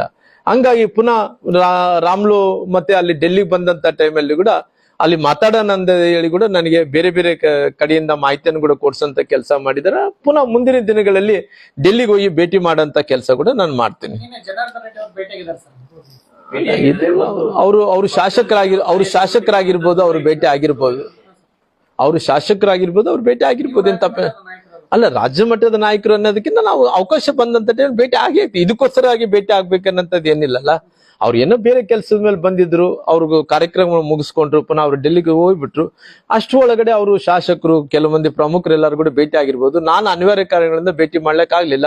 ಮುಂದಿನ ದಿನಗಳಲ್ಲಿ ಮತ್ತೆ ಡೆಲ್ಲಿಗೆ ಹೋಗಿ ಭೇಟಿ ಮಾಡೋಂತ ಕೆಲಸ ಮಾಡ್ತೀನಿ. ಅಸಮಾಧಾನ ವ್ಯಕ್ತಪಡಿಸಿದ್ರು, ಪಕ್ಷ ಬಿಡುವ ವಿಚಾರ ಕೂಡ ಮಾತಾಡಿ ಆ ಸೌಜನ್ಯಕ್ಕಾದ್ರೂ ತಮ್ಮನ್ನ ಅಮಿತ್ ಶಾ ಅವರು ಮಾತಾಡಿಸಬಹುದಾಗಿತ್ತು. ಆಯ್ತು ಸರ್, ನೀವು ಈ ವಿಚಾರ ಬಹಳ ಹಳೇದಾಯ್ತು ಅಂತ ತಿಳ್ಕೊಂಡಿನಿ. ಮತ್ತೆ ಅದು ಹಳೇದಾಯ್ತು, ತುಂಬಾ ಹಳೇದಾಯ್ತು. ಬೇರೆ ಪಾರ್ಟಿ ಜೊತೆ ನಿಲ್ಲಲ್ಲ. ಇಲ್ಲ, ನಾನು ಯಾವತ್ತು ನಾನು ಬಹಳ ಕ್ಲಿಯರ್ ಆಗಿ ಹೇಳ್ತೀನಿ. ಯಾರೇ ಆಗಿರ್ಬೋದು, ನನ್ನ ಯಾರನ್ನ ಬಂದಂತ ಟೈಮಲ್ಲಿ ನನ್ನ ಟೀಚಿಂಗ್ ಹಿಂಗೆ ಇರ್ತದೆ, ನನ್ನ ಪಾಠ ಮಾಡೋದು ಹಿಂಗೆ ಇರ್ತದೆ. ವ್ಯಕ್ತಿ, ಪಾರ್ಟಿ ದೇಶ ನೋಡಿ ಪಾರ್ಟಿ ಜೊತೆಲಿ, ಪಾರ್ಟಿ ನೋಡಿ ನೀವು ಪಕ್ಷದ ಜೊತೆಲಿರ್ರಿ. ಇವತ್ತು ವ್ಯಕ್ತಿಗಳ ಜೊತೆಯಲ್ಲಿ ನೀವು ಇರಬೇಡ್ರಿ ಅಂತ ಬಹಳ ಕ್ಲಾರಿಟಿ ಆಗಿರುತ್ತೆ. ನಾನು ಬಹಳ ಬಂದಂತವ್ರು ಕೂಡ ಈಗ ಪಾರ್ಟಿ ಜೊತೆ ನೀವು ಇರ್ಬೇಕಾದ್ರೆ ಇವತ್ತು ಪಾರ್ಟಿಯವರೆಲ್ಲ ಅಲ್ಲಿ ಪ್ರೊಟೆಸ್ಟ್ ಮಾಡ್ತಾ ಇದ್ದಾರೆ. ಬಜೆಟ್ ಅಲ್ಪಸಂಖ್ಯಾತರಿಗೆ ನೀಡಿದ್ವಲ್ಲ ಅಂತ. ಅದ್ರ ಬಗ್ಗೆ ಏನು ಪ್ರತಿಕ್ರಿಯೆ? ನಾನು ಬಹಳ ಕ್ಲಾರಿಟಿ ಆಗಿ ಹೇಳ್ತೀನಿ. ನೋಡಿ ಸರ್, ನಾನು ಬಹಳ ಕ್ಲಾರಿಟಿ ಆಗಿ ಹೇಳ್ತಾ ಇದ್ದೀನಿ. ನನ್ನ ಹಿತದೃಷ್ಟಿ ಯಾರೇ ಏನೇ ಮಾತಾಡಿದ್ರು ಕೂಡ ನನ್ನ ಎಲ್ಲಾ ಜಾತಿಯ ಜನರನ್ನು ನಾನು ಯಾವತ್ತೂ ಕೂಡ ಈ ಜಾತಿಯ ಜನರು ಬೇರೆ, ಈ ಜಾತಿಯ ಜನರು ಬೇರೆ, ಅವ್ರು ಒಳ್ಳೆಯವರು ಕೆಟ್ಟವರು ಅನ್ನಂತ ಡಿಬೇಟ್ ಮಾಡಕ್ ಹೋಗಲ್ಲ. ಎಲ್ಲ ಬಣ್ಣದ ಹಕ್ಕಿಗಳೆಲ್ಲ ಕೂಡ, ಎಲ್ಲ ಬಣ್ಣದ ಹಕ್ಕಿಗಳೇ, ಒಳ್ಳೆಯವರು ಎಲ್ಲಾರು ಕೂಡ ಒಂದು ಕಡೆ, ಅದು ಯಾವುದೇ ಜಾತಿ ಆಗಿರ್ಬೋದು, ಒಳ್ಳೆಯವರೆಲ್ಲ ಕೂಡ ಒಂದು ಅನ್ನಂತ ಭಾವನೆ ಇಟ್ಕೊಂಡು ರಾಜಕಾರಣ ಮಾಡುತ್ತಾರೆ. ಎಲ್ಲರೂ ಒಂದೇ ಅಲ್ಲ, ಇರ್ಲಿ, ಅವ್ರವ್ರ ಕಡೆ ಅವ್ರವ್ರು ಇರ್ಲಿ. ಇವತ್ತು ನಾನು ರಾಜಕಾರಣ ಮಾಡ್ಬೇಕಂದ್ರೆ ಎಲ್ಲಾ ಜಾತಿಯವ್ರ ಹತ್ರ ಹೋಗ್ಬೇಕಲ್ಲ, ಕೈ ಮುಗಿಬೇಕಲ್ಲ. ಒಂದೇ ಜಾತಿಯವ್ರನ್ನ ಹಿಡ್ಕೊಂಡು ರಾಜಕಾರಣ ಮಾಡಕ್ ಆಗಲ್ಲ, ಎಲ್ಲರನ್ನ ಹಿಡ್ಕೊಂಡು ಹೋಗ್ಬೇಕು, ಮಾಡ್ಬೇಕು. ಅಲ್ಲ, ಪಾರ್ಟಿ ಏನೇ ತೀರ್ಮಾನ ತಗೊಂಡ್ರೆ ಜೊತೆಲಿ ಇದ್ದೇ ಇರ್ತೀವಿ, ಅದ್ರಲ್ಲಿ ಏನಿದೆ, ನೋಡ್ರಿ, ನನ್ನ ಮನಸ್ಸಲ್ಲಿರೋಂತ ವಿಚಾರ ನಾನು ಹೇಳಿದ್ದೀನಿ ಸರ್. Thank you. ಹೌದು, ನಮ್ಮ ಗೋವಿಂದರಾಜ್ಲವ್ರು ಕೂಡ ತುಂಬಾ ಅನ್ಯಾಯ ಆಗಿದೆ. ಯಾಕಂದ್ರೆ ಪಾಪ ಅವ್ರು ಕೂಡ ಉಪವಾಸ ಮಾಡಿದ್ರು, ಜೊತೆಲಿ ಅವ್ರು ಯಾಕೆ ಹಂಗ ಮಾಡ್ತಾರೆ. ನಾನ್ ಕೂಡ ಸುಮಾರಾಗಿ 30 ವರ್ಷ ರಾಜಕಾರಣದಲ್ಲಿ ನನಗ್ ಕೂಡ 3 ಬಾರಿ ಅವಕಾಶ ಬಂದಂತ ಟೈಮಲ್ಲಿ ಕೂಡ ಅವತ್ತು ಯಾವುದೇ ಕಾಂಗ್ರೆಸ್ಸಿನ ಮತ್ತು ಬೇರೆ ಪಾರ್ಟಿಯವರು ಬೇರೆ, ಬಿಜೆಪಿ ಅವರು ಬೇರೆ ಇದ್ದಂತ ಟೈಮಲ್ಲಿ ಕೂಡ ಕಾಂಗ್ರೆಸ್ ಅವ್ರು ಬೇರೆ ಅಂತೇಳಿ ನೋಡ್ಕೊಂಡಿಲ್ಲ. ಅನುದಾನ ಹಂಚಿಕೆ ಮಾಡಂತ ಟೈಮಲ್ಲಿ ಎಲ್ಲಾರು ವಾರ್ಡ್ಗಳು ಸಮಾನವಾಗಿ ಕೊಡ್ತೇವೆ. ಆದ್ರೆ ವಿಶೇಷವಾಗಿ ನಮ್ ದೌರ್ಬಲ್ಯ ಏನಂದ್ರೆಗಿನ, ನಮ್ಮ ಹಣೆಬರ ಅಂದ್ರೆಗಿನ, ಇವತ್ತು ನಮ್ಮ ಗೋವಿಂದರಾಜ್ ವಾರ್ಡ್ಗೆ ಅವ್ರು ರೊಕ್ಕ ಕೊಟ್ಟಿಲ್ಲ. ಇವತ್ತು ಇಷ್ಟು ನೋವು ಪಡ್ತಾ ಇದ್ದಾನೆ ಅಂದ್ರೆಗಿನ, ನಮ್ ಗೋವಿಂದರಾಜ್ ಅಣ್ಣವ್ರಿಗೆ ಎಲ್ಲರಿಗೆ ಕೊಟ್ಟಾರ, ನಾನು ಒಬ್ಬನಿಗೆ ಕೊಡ್ತಾ ಇಲ್ಲ. ಯಾಕಂದೇಳಿ ಗೊತ್ತಿಲ್ಲ ಅಂತೇಳಿ ಅವ್ರು ಬಹಳ ನೋವನ್ನು ಪಡಿತಾ ಇದಾರ. ನಾನು ಮುಖ್ಯಮಂತ್ರಿಗಳ ಹತ್ರ ಕೂಡ ನಾನು ಒತ್ತಾಯ ಮಾಡ್ತೀನಿ. ನಾನು ಕೂಡ ಅವಕಾಶ ಬಂದಂತ ಟೈಮಲ್ಲಿ ಅವ್ರಿಗೆ ಪತ್ರ ಕೂಡ ಬರೀತೀನಿ. ದಯವಿಟ್ಟು ಏನಿದೆನೋ ಗೋವಿಂದರಾಜ್ಲು ವಾರ್ಡಿಗೆ ಮಾತ್ರ ಏನು ಅನುದಾನ ಕೊಟ್ಟಿಲ್ಲ, ಅದು ಸರಿಯಲ್ಲ ಅನ್ನೋಂಥದ್ದು ಕೂಡ ನಾನು ಮುಖ್ಯಮಂತ್ರಿಗಳಿಗೆ ಪತ್ರವನ್ನು ಕೂಡ ಬರೆಯುವಂತ ಕೆಲಸ ಮಾಡ್ತೀನಿ. ಬಳ್ಳಾರಿಯಲ್ಲಿ 5-5 ಕಾಂಗ್ರೆಸ್ ಗೆದ್ದ, MP ಗೆದ್ಕೊಂಡ. ಇಷ್ಟಾದ್ರೂ ಕೂಡ ನಿಮ್ ಸರ್ಕಾರದ ಅವಧಿಯಲ್ಲಿ ಆದಂತ ಯೋಜನೆಗಳನ್ನ ಸಂಪೂರ್ಣ ಮಾಡಕ್ಕೂ ಆಗ್ತಾ ಇಲ್ಲ. ಅಂದ್ರೆ ಇವ್ರ ತಾಕತ್ ಕಳ್ಕೊಂಡಾರ ಅಲ್ಲ ಸರ್, ಅಂದ್ರೆ ಸರ್ಕಾರ ದಿವಾಳಿ ಅಲ್ಲ, ನನಗೆ ಹಣಕಾಸಿನ ಪರಿಸ್ಥಿತಿ ಸಂಪೂರ್ಣವಾಗಿ ಹದಗೆಟ್ಟುಕೊಂಡಿದೆ, ದಿವಾಳಿಯಾಗಿ ಎತ್ತೋಗ್ಬಿಟ್ಟಿದೆ. ಹಣಕಾಸನ್ನು ಒದಗಿಸಕ್ ಆಗ್ತಾ ಇಲ್ಲ, ಆರ್ಥಿಕ ಪರಿಸ್ಥಿತಿ ಚೆನ್ನಾಗಿಲ್ಲ. ಅವ್ರನ್ನ ಜನರೇಟರ್ ಅಂದ್ರೆ ಇವತ್ತು ನಮ್ಗೇನು ರೆವಿನ್ಯೂ ಕಲೆಕ್ಷನ್ ವಿಚಾರದಲ್ಲಿ ಕೂಡ ಫೇಲ್ಯೂರ್ಸ್ ಆಗ್ತಾ ಇದಾರ. ಏನ್ ಇವತ್ತು ಕಳೆದ ಬಜೆಟ್ ಅಲ್ಲಿ ಮನುಷ್ಯದಂತ ಹಣ ಏನ್ ಖರ್ಚಾಗ್ಬೇಕಾಯ್ತ, ಆ ಹಣವನ್ನು ಕೂಡ ಖರ್ಚಾಗ್ಲಿಕ್ಕೆ ಆಗ್ಲಿಲ್ಲ. ಆ ಹಣವನ್ನು ಕೂಡ ಹಂಗೆ ಉಳಿಸ್ಕೊಂಡಿದಾರ. ಲಾಸ್ಟ್ ಟೈಮ್ ಇಷ್ಟೊಂದು ದೊಡ್ಡ ಅಮೌಂಟ್ ಅನ್ನು 57,000 ಕೋಟಿ 58,000 ಕೋಟಿ ಗ್ಯಾರಂಟಿಗಳು ತಗೊಂಡ್ರು, ಅದು ಕೂಡ ಖರ್ಚು ಮಾಡಕ್ ಆಗ್ತಿಲ್ಲ. ಅವ್ರ ವ್ಯವಸ್ಥೆ ಅಡ್ಮಿನಿಸ್ಟ್ರೇಷನ್ ಕೊಲಾಪ್ಸ್ ಆಗಿದೆ, ಅದ್ರಲ್ಲಿ ಬೇರೆ ಏನಿಲ್ಲ. ಯಾವ್ದು ನಮ್ಮ ಬಳ್ಳಾರಿಯಲ್ಲಿ ಕೂಡ ಯಾವ್ದು ಹಳೆ ಯೋಜನೆಗಳೇ ಕೆಲಸ ಮಾಡ್ತಾ ಇದ್ದಾವ್ರಿಗೆ ಇವತ್ತು ಹೊಸ ಯೋಜನೆಗಳು ತರಲಿಕ್ಕಾಗಲ್ಲ, ಹಳೆ ಯೋಜನೆಗಳು ಕಂಪ್ಲೀಟ್ ಮಾಡಕ್ ಆಗ್ತಾ ಇಲ್ಲ.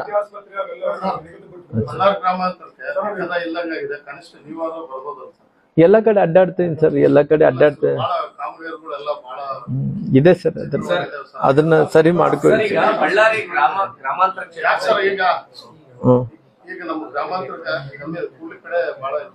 ಅಲ್ಲ, ಎಲ್ಲ ಕಡೆ ನೋಡ್ರಿ, ನಾನೆಲ್ಲ ಕೂಡ ಎಲ್ಲ ಜಿಲ್ಲೆಯಲ್ಲಿ ಎಲ್ಲ ಕಡೆ ಕೂಡ ಗ್ರಾಮಾಂತರಕ್ಕೆ ನೋಡಿ ಎಷ್ಟು ಬಯಲಾಟಗಳಿಗೆ ಹೋಗ್ತಿರ್ತೀವಿ. ಅಂದ್ರೆ ನಾವು ಯಾವ್ದೋ ಒಂದು ದೇವಸ್ಥಾನಗಳು ಇನಾಗ್ರೇಷನ್ಗೆ ಹೋಗ್ತಿವಿ, ಮದುವೆಗಳಿಗೆ ಹೋಗ್ತಿರ್ತೀವಿ. ಇವಾಗಂತ ನಮ್ಗೇನು ಬೇರೆ ಸರ್ಕಾರಿ ಕಾರ್ಯಕ್ರಮಕ್ಕೆ ಹೋಗಕ್ಕಾಗಲ್ಲ. ಸಣ್ಣ ಪುಟ್ಟ ಕೆಲ್ಸಗಳೆಲ್ಲ ಕೂಡ ಕಾರ್ಯಕ್ರಮಗಳೆಲ್ಲ ಹೋಗ್ತಿರ್ತೀವಿ. ಈ ಕಾಮಗಾರಿ ವಿಚಾರಗಳು ಬಂದಂತ ಟೈಮಲ್ಲಿ ಸರ್ಕಾರ ಅನುದಾನ ಕೊಡಬೇಕಾಗಿದೆ, ಶಾಸಕರು ಕೆಲಸ ಮಾಡ್ಬೇಕಾಗಿದೆ. ಅವ್ರು ಎಲ್ಲೋ ಒಂದು ಕಡೆ ಮಂತ್ರಿಗಳು ಎಲ್ಲೋ ಒಂದು ಕಡೆ ಅವ್ರೇನು ಈ ಕಡೆ ಒಳ್ಳೆ ನೋಡ್ತಾ ಇಲ್ಲ. ಅವ್ರೇನೋ ಅವರು ಸಂಕಲ್ಪ ಮತ್ತೆ ಪುನಃ ಮಂತ್ರಿ ಆದ್ಮೇಲೆ ಈ ಕಡೆ ಬರ್ಬೇಕನ್ನಂಥದ್ದು ನನ್ಗೆ ಗೊತ್ತಿಲ್ಲ. ನಾನು ಯಾರೋ ಹೇಳ್ತಾ ಇದ್ರಿ, ಅದು ರೈಟ್ ಆರ್ ರಾಂಗ್ ನನ್ಗೆ ಗೊತ್ತಿಲ್ಲ. ಅವ್ರು ಮಂತ್ರಿ ಆಗಿ ಮತ್ತೆ ಈ ಕ್ಷೇತ್ರಕ್ಕೆ ಬರ್ಬೇಕಂತೇಳಿ ಅವ್ರು ಅನ್ಕೊಂಡಾರೆ ಅಂತ ಅದು ಜನ ಮಾತಾಡಿದ್ರು. ನಾನು ಯಾರ ಹತ್ರ ಕೂಡ ಕೇಳಿಲ್ಲ. ಅವ್ರು ಮಂತ್ರಿ ಆದ್ಮೇಲೆ ಬರ್ಬೇಕಂದ್ರೆ ಆ ಮಂತ್ರಿ ಆಗಿ ಬರೋ ಒಳಗಡೆನೆ ಈ ಪರಿಸ್ಥಿತಿ ಏನಾಗುತ್ತೆ, ಜನರ ಪರಿಸ್ಥಿತಿ ಗೊತ್ತಿಲ್ಲ. ಜನರನ್ನ ಅವ್ರು ಆಯ್ಕೆ ಮಾಡ್ಕೊಂಡಾರ. ಅವ್ರೆಲ್ಲ ಒಂದ್ ಕಡೆ ಅವ್ರು ಸ್ವಂತ ಮಾಡಿದಂತ ತಪ್ಪಿನಿಂದ ಅವ್ರು ಮತ್ತೆ ಪುನಃ ಅದನ್ನ ಪಶ್ಚಾತ್ತಾಪ ಪಟ್ಟು ಮತ್ತೆ ಹೊರಗಡೆ ಬಂದಾರ. ಹೊರಗಡೆ ಬಂದ ನಂತರ ಪುನಃ ಮಂತ್ರಿಗಳಾಗಿ ಬರೋ ಒಳಗಡೆನೆ ಅವಧಿ ಇರುತ್ತೆ, ಅವಧಿ ಮುಗಿದೋಗುತ್ತೆ ನಮಗೆ ಗೊತ್ತಿಲ್ಲ. ಅಂದ್ರೆ ಪರಿಸ್ಥಿತಿ ಹಂಗಿಲ್ಲ. ಇವತ್ತು ನೋಡಿ, ಜಿಲ್ಲಾ ಮಂತ್ರಿಗಳು ಅವ್ರಂತ ಬರ್ತಾ ಇಲ್ಲ. ಜಿಲ್ಲಾ ಮಂತ್ರಿಗಳು ಯಾವ್ದೊಂದು ಡೆವಲಪ್ಮೆಂಟ್ ಕೆಲ್ಸಕ್ಕೆ ಬರ್ತಾ ಇಲ್ಲ. KDP ಮೀಟಿಂಗ್ಗಳು ನಡೀತಾ ಇಲ್ಲ. ನಂತರ ಯಾರನ್ನ ಸತ್ರೆ, ಮಹಿಳೆಯರು ಗರ್ಭಿಣಿ ಹೆಣ್ಮಕ್ಳು ಸತ್ರೆ ಬರ್ತಾ ಇಲ್ಲ. ಯಾವ್ದೊಂದಕ್ಕೆ ಬರ್ತಾಯಿಲ್ಲ. ಒಂದೇ ಒಂದು ಬಂದಿರೋದು ಹಂಪಿ ಉತ್ಸವಕ್ಕೆ ಬಂದ್ರು. ಯಾಕಂದ್ರೆ ಹಂಪಿ ಉತ್ಸವದಲ್ಲಿ ಒಂದೇ ದಿನ ಸೆಲೆಬ್ರಿಟಿಗಳು ಒಂದೇ ದಿನ ಸೆಲೆಬ್ರಿಟಿಗಳು ಬಂದಾರ ಅಂತೇಳಿ ಅವ್ರು ಸುಮ್ನೆ ಶೋ ಆಫ್ ಬಂದಿರ್ತಾರಾಗ್ಲಿ. ನಮ್ಮ ಜಿಲ್ಲಾ ಮಂತ್ರಿಗಳ ಕಾಂಟ್ರಿಬ್ಯೂಷನ್ ಏನು, ಜಿಲ್ಲಾ ಮಂತ್ರಿಗಳು ಕಾಂಟ್ರಿಬ್ಯೂಷನ್ ಹೆಂಗಿರ್ಬೇಕಂದ್ರೆ ಪ್ರತಿಯೊಂದು ವಿಚಾರದಲ್ಲಿ ಕೂಡ ಬಂದು ಕೆಲಸ ಮಾಡಂತ ವ್ಯಕ್ತಿ ಆಗಿರ್ಬೇಕು. ಅದೇ ಜಿಲ್ಲಾ ಮಂತ್ರಿಗಳಿಲ್ಲ, ಶಾಸಕರುಗಳಿಲ್ಲ. ಪರಿಸ್ಥಿತಿ ಬಹಳ ಹದಗೆಟ್ಟಿದೆ. ಸರಿಯಾದ ಪ್ರತಿಭಟನೆ ಮಾಡಲಿ ವಿರೋಧ ಪಕ್ಷವಾಗಿ ನೀವು ನೋಡ್ರಿ, ನಾವ್ ಎಲ್ಲಾ ವಿಚಾರದಲ್ಲಿ ನಮ್ಮ ನಾಯಕರೆಲ್ಲರೂ ಕೂಡ ಸೇರಿ ನಾವ್ ಮಾಡ್ತಾನೆ ಇದೀವಿ. ಅಂದ್ರೆ ಇವತ್ತು ಡೆಮೊಕ್ರೆಟಿಕ್ ಕಂಟ್ರಿಯಲ್ಲಿ ಮತ್ತೆ ಆಯ್ಕೆಯಾದಂತ ಜನಪ್ರತಿನಿಧಿಗಳು 5 ವರ್ಷಗಳ ಕಾಲ ಇರಬೇಕಾಗುತ್ತೆ, ಸರ್ಕಾರಗಳು ಇರಬೇಕಾಗುತ್ತೆ. ಹೋರಾಟಗಳು ಮಾಡೋದು ನಮ್ಮ ಹಕ್ಕ ಆಗಿರೋ ಕಾರಣ ಹೋರಾಟ ಒಳ್ಳೇದಾಗ್ಬೋದು, ಕೆಲವು ಸರಿ ಕೆಟ್ಟದ್ದು ಕೂಡ ಆಗ್ಬೋದು. ಕೆಲವೊಂದ್ಸರಿ ಏನು ಯಾವ್ದು ಕರ್ನಾಟಕ ಮಂದಿ ಅಂತ ನೋಡಲ್ಲ, ಇಡೀ ವಿಶ್ವ ನೋಡ್ತಿರ್ತತೆ. ಆ ವಿಶ್ವ ನೋಡಂತ ಟೈಮಲ್ಲಿ ಎಲ್ಲ ಒಂದು ಕಡೆ ಇದೀವಿ ಅನ್ನೋಂಥದ್ದು ಪ್ರಯತ್ನ ಆಗ್ಲಿ, ಅದರಿಂದ ಏನು ಅನ್ನೋಂಥದ್ದು ಏನಾದ್ರು ಸುಮ್ನೆ ದುಂದು ವೆಚ್ಚ, ಸುಮ್ನೆ ಹಂಪಿ ಉತ್ಸವಕ್ಕೆ ಇಷ್ಟೊಂದು ದೊಡ್ಡ ಖರ್ಚು ಮಾಡಿ ಎಲ್ಲ ಒಂದು ಕಡೆ ಬಂದು ಅವರು ನೋಡ್ಕೊಂಡು ಹೋಗೋದೇ ಆಗ್ಲಿ, ಏನ್ ವಾಟ್ ಈಸ್ ದಟ್? ಇಲ್ಲ ಆ ರೀತಿ ಏನಿಲ್ಲ ಸರ್.